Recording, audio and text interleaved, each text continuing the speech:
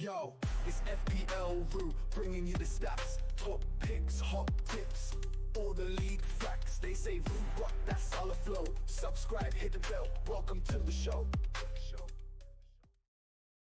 G'day mate, welcome back to the channel. I'm FPL Roo and welcome back to another FPL video. So in today's video, I'm going to be giving you some of the best transfer tips ahead of game week 3. There has been a lot of things happening over the last game week, in game week 2 and in game week 1, and I'm going to be going through some of the players that a lot of FPL managers are bringing in and some of the players that a lot of FPL managers are bringing out. And to be honest, there's no place other than this place to start. It's going to be Erling Haaland.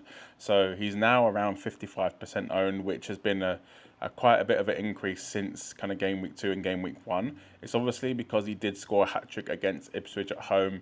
A lot of people did end up triple captaining him, so fair play if you did that. Let me know in the comment section below if you did end up triple captaining him, or even if you did end up putting the captain's armband on him, because I know a lot of people potentially couldn't afford Haaland or they went for Salah instead. I was lucky, I had Salah and Haaland, so yeah, I didn't triple captain him, but I still did captain him, so happy days on that one. He's gone up to 15.1 million now, so he's just extending that price tag of being the most expensive FPL player ever. Like I said, he's just over 55% owned. For me, if it was as easy as, yes, get Haaland in, obviously I would say get Haaland in, if you can get Haaland in.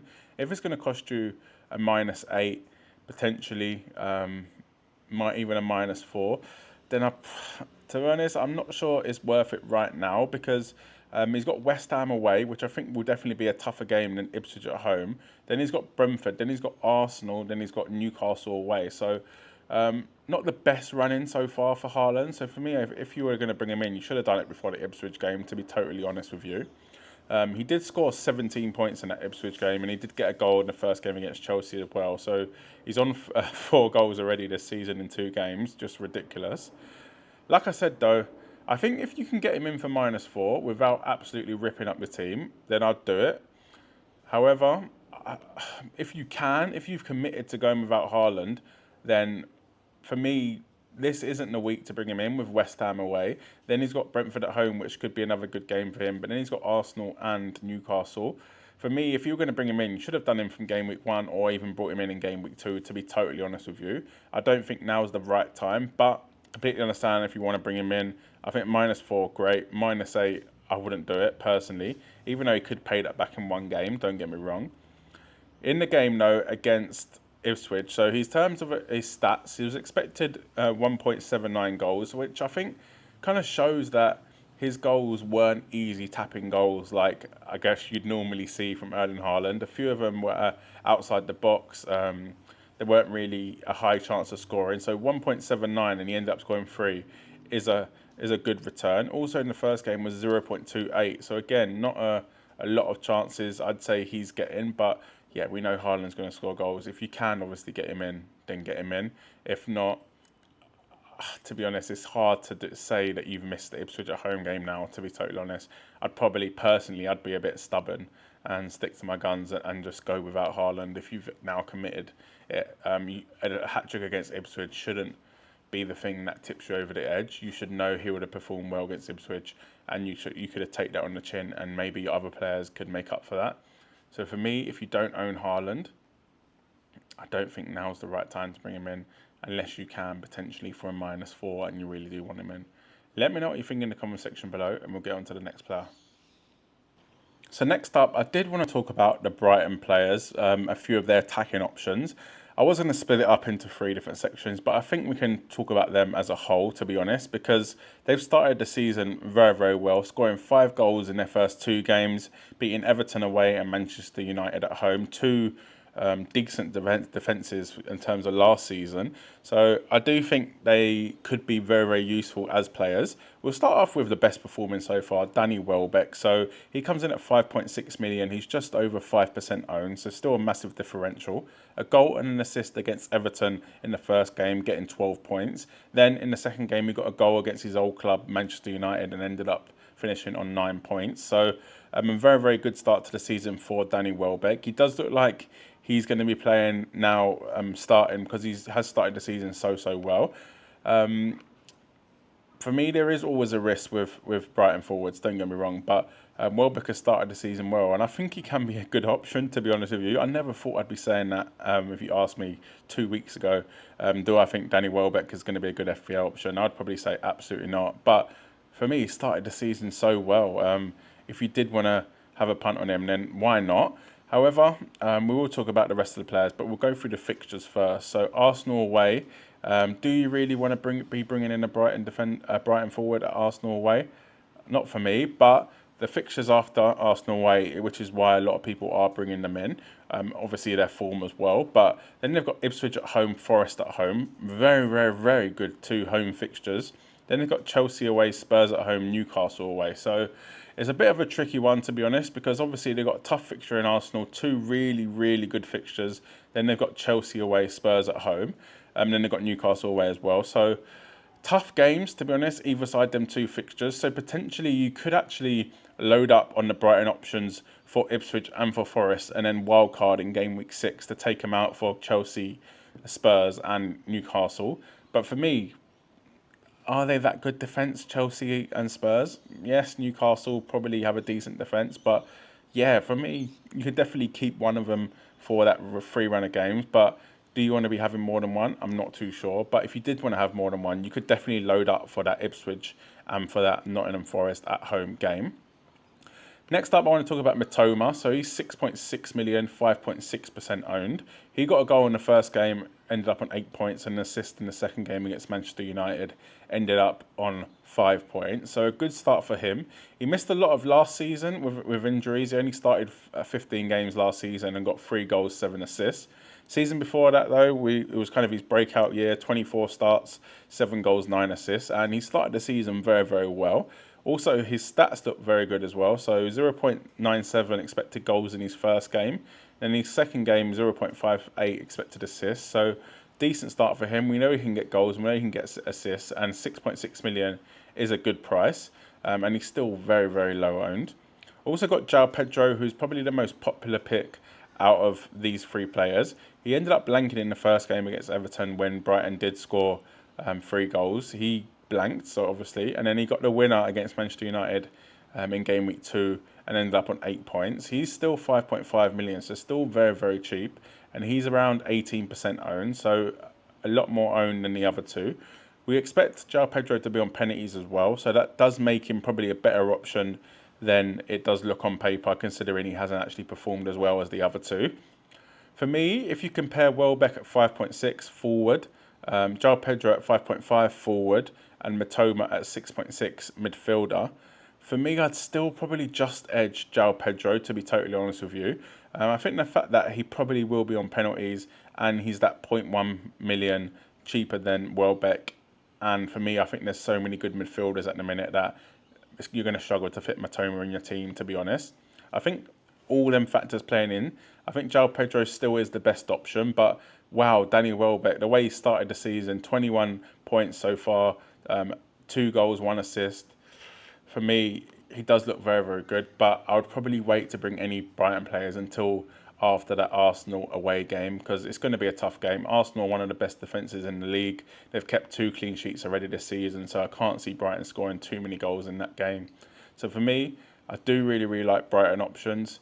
João Pedro is probably the best one, but I'd wait until after game week 3, where they have Ipswich at home in game week 4 and Forest at home in game week 5. Let me know which Brighton player you think is the best option in the comment section below, and we'll get on to the next player.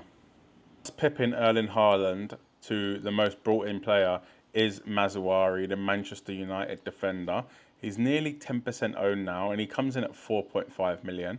And to be honest, I do feel like this is a little bit of a knee jerk, just because he obviously played the first game where they did beat Fulham 1-0, ended up getting a clean sheet. Then in the second game when they did lose to Brighton, he ended up getting an assist. So he ended up on 4 points and then 8 points in the first game with a clean sheet. For me, why I think it is a knee jerk is he hasn't really shown any sort of attacking threat. I know he got the assist against Brighton, but his kind of stats was 0.02 expected assists, which is literally nothing, and then his expected goals was 0. So For me, that's not enough to warrant bringing him in, and especially with Liverpool at home next. For me, it's the worst time to bring in. Don't get me wrong. If you want to bring in a Man United defender, he probably is one of the best ones, but I wouldn't be doing that before Liverpool. I just think you might as well wait a week. Okay, if you really need a defender, then fair enough, you could bring him in. But surely you can wait 1 week and then not have to play him against Liverpool at home. Whoever your defender is, if they are playing, probably has a better fixture. After that, though, I actually don't hate it as him as an option. He's got Southampton away, Crystal Palace away, and then Spurs at home, Villa away. So a bit of a mixed bunch, especially 2 away games back to back. For me, though, I think there's better players out there. I think someone like maybe Robinson for Fulham, who is the same price, and Fulham have got a decent fixture against Ipswich in game week 3. I think it's probably a better option. However, if you want to get into that Man United defence at 4.5 million, he is going to be playing probably right back a lot. For me, I don't mind him. I just don't think do it with Liverpool at home next. I think you might as well wait another week and then get Southampton in the next game. But I do get why, but don't expect, I think, too many attacking returns because his stats haven't shown that at all. 0 expected goals the whole season. Okay, only 2 games, but 0 expected goals the whole season. And then an average of 0.02 expected assists for the 2 games. So for me, I think this kind of shows that he's not attacking. And Man United, do you trust the defence? Not for me. Let me know what you think in the comment section below, and we'll get on to the next player. So now we'll talk about a player that ended last season with 19 goals and 18 assists without penalties. It is Ollie Watkins. He is 9 million and he's 31% owned, and a lot of people are selling him. So far, around 95,000 FPL managers have sold him. So he's being sold in the masses because the first game against West Ham away, he came off after 61 minutes without a single shot. He had about 4 touches the whole game. And then pretty much, I'd say the same against Arsenal. He ended up with 0.86 though expected goals, but he did come off at 64 minutes, which again is worrying. A lot of it to do is with the Euros and I guess how much he did play in that. Obviously, he didn't start games, but he did come off the bench and he did look very tired. Considering Villa did have Europa League last season and now they're going to be in the Champions League this season, it could be worrying to see that Watkins can't really finish games at the minute. I do see that changing though. I think the fact that they've got 2 very nice games coming up with Leicester away and Everton at home, then Wolves at home, Ipswich away. I think them fixtures are very good for Ollie Watkins. And although he hasn't shown anything really, to be honest, in the first few games, I think if I was an owner, I wouldn't be taking him out for them fixtures. I think, really, are you bringing him in for West Ham away and Arsenal at home? You're not expecting much, are you? You want these middle kind of games of the first part of the season where he's got Leicester, Everton, Wolves, Ipswich. Very good games. So for me, if you do own Ollie Watkins, I don't think now's the kind of chance to basically sell him. Obviously, we all know I don't want to call it a sitter, but it was an outrageous save by David Raya against him in the Arsenal game. So he could have been on 1 goal, and he should have probably been on 1 goal because of how close he was towards the goal, and he probably should have finished that chance. But I'm not taking anything away from David Raya because it was one of the best saves I've probably ever seen, to be totally honest with you. So if things go the other way, we could see Ollie Watkins with a goal. And for me, for owners, there's no way I'd be selling him now. I think if you've got him, you're going to keep him for this run of fixtures. Let me know what you think in the comment section below, and we'll get on to the next player. So next up, I did want to talk about the Spurs forward, Dom Solanke. So over 175,000 FPL managers have taken him out this game week. So it's a lot, and I'm sure a lot would have taken him out before the deadline as well, because we got news that he was going to miss the Everton game due to injury. He's 7.5 million, 17% owned now, so that's dropped quite a bit since the start of the season. He obviously played against Leicester, didn't really do much, to be totally honest with you. Didn't look great, if I'm being completely honest. I don't think that's going to be him for the rest of the time, but he didn't really do that much, I'd say, against Leicester. And obviously now he got injured, and he's he missed the Everton game. So for me, a lot of owners have probably already taken him out, but for those that are still own him, it is reported that he's likely to be back for the North London derby, but that is not until game week 4. So there's a chance that he'll be back for the North London derby. So for me, that means he misses Newcastle away in game week 3. So for me, if you own him, I'd be selling him, to be totally honest with you. I think there's not even a guarantee that he does actually come back into the team, considering how well Spurs did play in game week 2 against Everton and winning 4-0 with Son kind of through the middle, the new winger from Burnley on the left, and then Brennan Johnson on the right, and then Maddison and Kulusevski kind of in the midfield. So it was a very attacking team. For me, there's no guarantees he comes back into the team, and even if he does, it's going to be against Arsenal, which is going to be a tough game. We know how good they are defensively. So for me, I would be selling Solanke. For who? It's a different story. So personally, I went for Muniz. It was either Muniz, João Pedro, or Jamie Vardy. Obviously, João Pedro ended up scoring, so probably should have gone for him. But I felt like Muniz had the better fixtures, and for me, I still kind of agree with that. They've got Ipswich in the next game, which is a really, really good game. And yeah, I do think he is probably the best option. But again, as I've mentioned with the Brighton players, I actually think Welbeck or even João Pedro could be a very, very good option now. Let me know what you think in the comment section below, and let me know who you actually took Solanke out for, or if you are going to take him out, let me know who for.